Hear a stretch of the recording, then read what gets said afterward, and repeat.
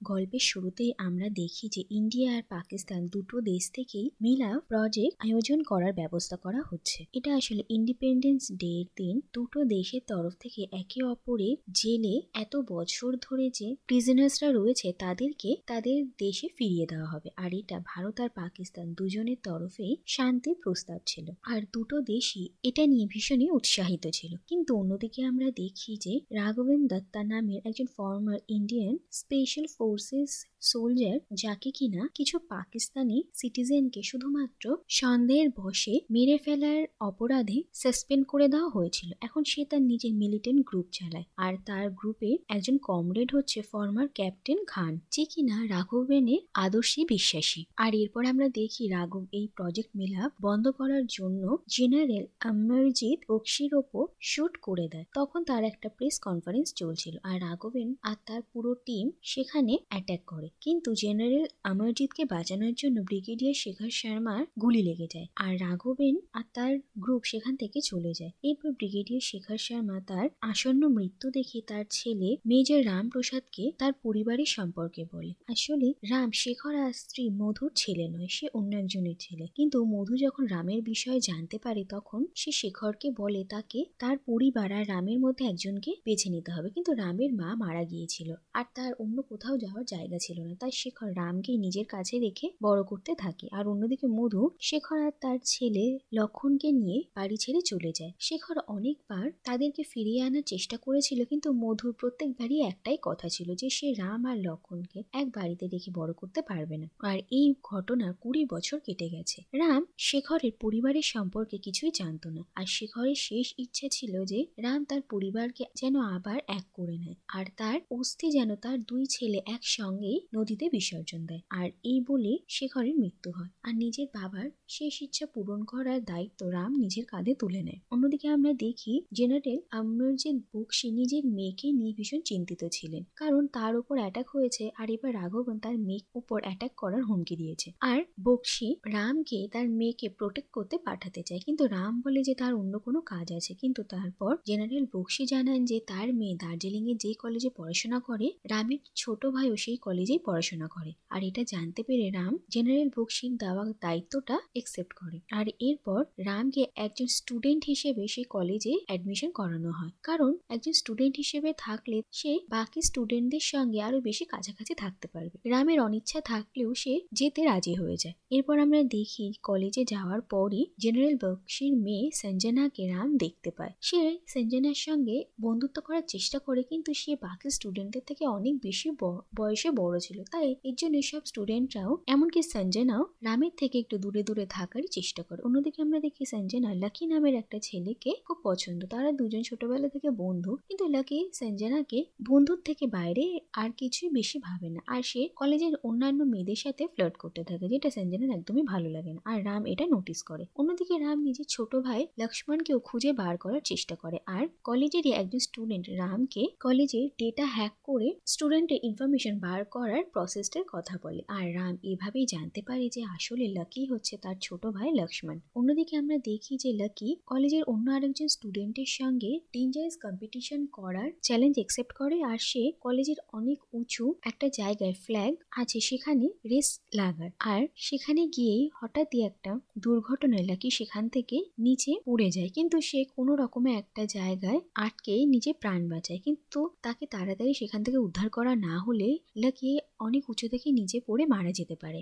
আর এরপর রাম তাড়াতাড়ি এসে নিজের প্রাণ বাজি রেখে লাকির প্রাণ বাঁচায়, আর এটা দেখে কলেজের সব স্টুডেন্ট আর প্রফেসররা তো অবাক হয়ে যায়। আর এরপরই আমরা দেখি যে সঞ্জনা আর লাকি দুজনেই রামকে নিজের বন্ধু অ্যাকসেপ্ট করে নেয়, আর কলেজের সবার সামনে রাম একজন হিরো হয়ে যায়। কিন্তু রাম এখনই লাকিকে নিজের আসল পরিচয় দেয় না, আর এরপর রাম জানতে পারে যে লাকির একজন পেইং গেস্ট দরকার, আর রাম সে পেইং গেস্ট হয়ে লাকির বাড়িতে আসে। আর এখানে মধুর সঙ্গে রামের প্রথম দেখা হয়। মধু ভীষণই ভালো একজন মানুষ, আর সে লাকিকে ভীষণ ভালোবাসে, আর তাদের মা ছেলের এই সম্পর্ক দেখে রাম ভীষণ ইমোশনাল হয়ে পড়ে। এরপর আমরা দেখি যে কলেজে চাঁদনি নামের একজন নতুন কেমিস্ট্রি টিচার আসেন, আর রাম প্রথম দেখাতেই চাঁদনিকে পছন্দ করে ফেলে। কিন্তু রাম চাঁদনির থেকে বয়সে বড় হওয়া সত্ত্বেও সে তার স্টুডেন্ট, তাই চাঁদনি রামকে খুব একটা গুরুত্ব দেয় না। এরপর আমরা দেখি যে রাম তার সব বন্ধুদের সাথে একদিন সিনেমা দেখতে গিয়েছিল, আর রাঘবেনের কমরেড খান খান তাদেরই গ্রুপের একটা ছেলের ওপর শুট করে জেনারেল বক্সিকে ভয় দেখানোর জন্য।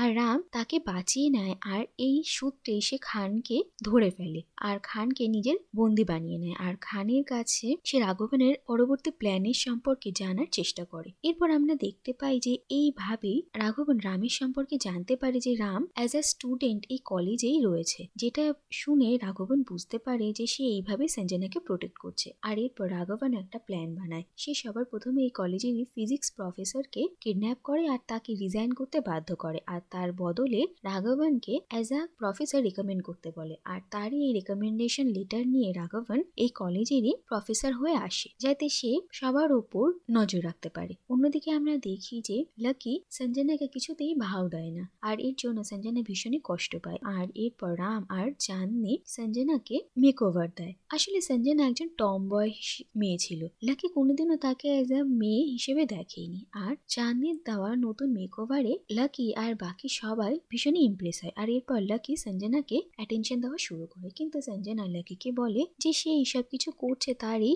মেকওভারের জন্য, কিন্তু সে তো এরকম নয়। আর তার জন্য সে লাকিকে একসেপ্ট করে না, যার জন্য লাকি ভীষণই দুঃখ পায়। কিন্তু এরপর সঞ্জনা আর লাকির মধ্যে সবকিছু ঠিক হয়ে যায়। আর অন্যদিকে আমরা দেখি যে রাম ধীরে ধীরে লাকিকে মধুর পছন্দসই ছেলে করে তোলে আর রামও তাদের পরিবারেরই একজন হয়ে ওঠে। এরপর আমরা দেখি কলেজের প্রম নাইটে সবাই খুব এনজয় করে। আর সেদিন রাতে রাঘবন সঞ্জনাকে কিডন্যাপ করার পরিকল্পনা করেছিল, কিন্তু রাম তাতে জল ঢেলে দেয় আর সে সঞ্জনাকে বাঁচিয়ে নেয়। আর সেখানে জেনারেল বক্সিও চলে আসেন। আর এই সূত্রে চাঁদনি আর সঞ্জনা জানতে পারে যে রাম একজন আর্মি অফিসার। আর অন্যদিকে রাঘবন জানতে পারে যে রাম আর লাকি দুজনের সৎ ভাই।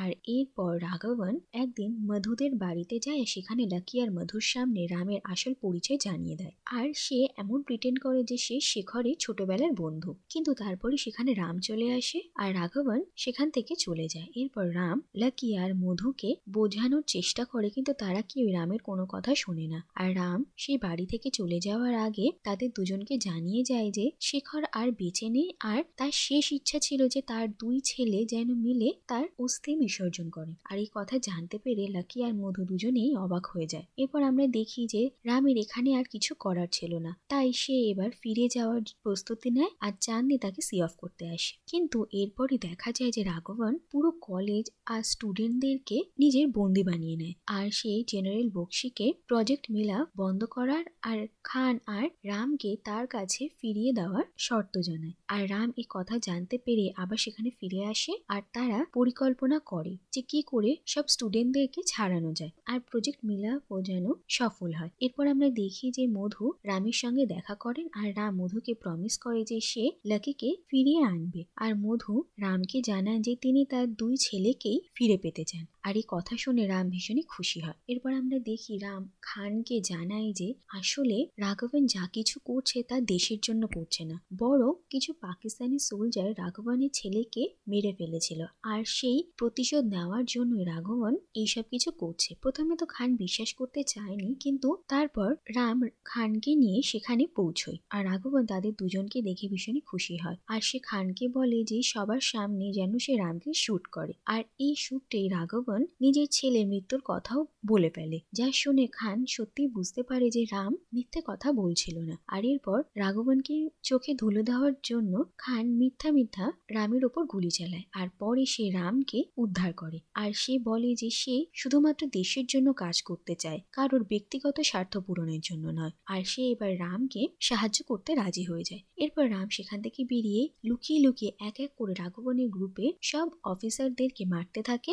আর রাঘবন যখন বুঝতে পারে যে রাম এখনো বেঁচে আছে, তখন সে খানকে তাকে ডাবল ক্রস করার জন্য নিজে হাতে শুট করে মেরে ফেলে। আর এরপর রাম রাঘবনের মুখোমুখি হয় আর রাঘবন আর রামের মধ্যে কমব্যাট হয়। আর অন্যদিকে সব স্টুডেন্টরা একে একে কলেজ থেকে বেরিয়ে আসে, কিন্তু লাকি তার বড় দাদাকে একা ছেড়ে সেখান থেকে যেতে চায় না আর সে আবার ফিরে আসে রামকে নিজের সঙ্গে নিয়ে যাওয়ার জন্য। আর এরপর আমরা দেখি যে রাঘবনের গায়ে অনেক বম লাগানো আছে আর তার চাবি রাঘবনের হাতে রয়েছে। আর এরপর রাম মারামারি করতে করতে সেই বমে ট্রিগার অন করে দেয় আর এরপর রাঘবনের সেখানেই মৃত্যু হয়। আর রামের কিছু ক্ষতি ক্ষতি হওয়ার আগে সেখানে হেলিকপ্টার নিয়ে লাকি চলে আসে আর সে তার বড় দাদাকে বাঁচিয়ে নেয়। আর অন্যদিকে দেখা যায় যে প্রজেক্ট মিলাপও সফল হয় আর দুই দেশের মধ্যে শান্তি বজায় থাকে। আর এভাবেই রাম কলেজের সব স্টুডেন্টদেরকে বাঁচিয়ে নেয় আর মধু আর লাকির সঙ্গে তার সম্পর্ক ভালো হয়ে যায়। এরপর আমরা দেখি রাম আর লাকি দুজনে একসঙ্গে শেখারের অস্থি বিসর্জন দেয় আর মধু